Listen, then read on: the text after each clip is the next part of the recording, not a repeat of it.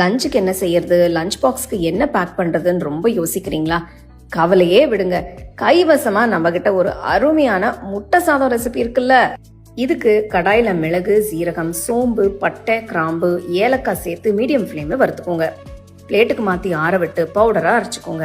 கடாயில எண்ணெயை ஊத்தி பொடிய நறுக்கின பூண்டு, பச்சை மிளகாய் சேர்த்து மிக்ஸ் பண்ணிட்டு வெங்காயம் நறுக்கினதை சேர்த்து வதக்குங்க.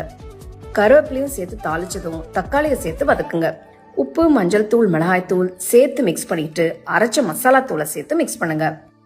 மசாலாவை ஓரமா நகர்த்திட்டு நடுவுல எண்ணெயை ஊத்தி முட்டையை உடைச்சு ஊத்தி மேல கொஞ்சம் உப்பு, மிளகுத்தூள், மிளகாய் தூள் சேர்த்து கடாயை மூடி வச்சு மீடியம் லோ ஃப்ளேம்ல வேக விடுங்க. ஒரு நிமிஷத்துக்கு அப்புறம் மெதுவா மிக்ஸ் பண்ணிட்டு மசாலாவையும் சேர்த்து நல்லா மிக்ஸ் பண்ணிட்டு கடாயை மூடி ஒரு 2 நிமிஷம் வேக விடுங்க.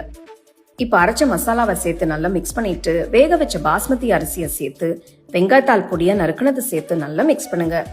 அவ்வளவுதான், ரொம்ப சிம்பிளான சூப்பர் டேஸ்டியான முட்டை சாதம் ரெடி ஆயிடுச்சு.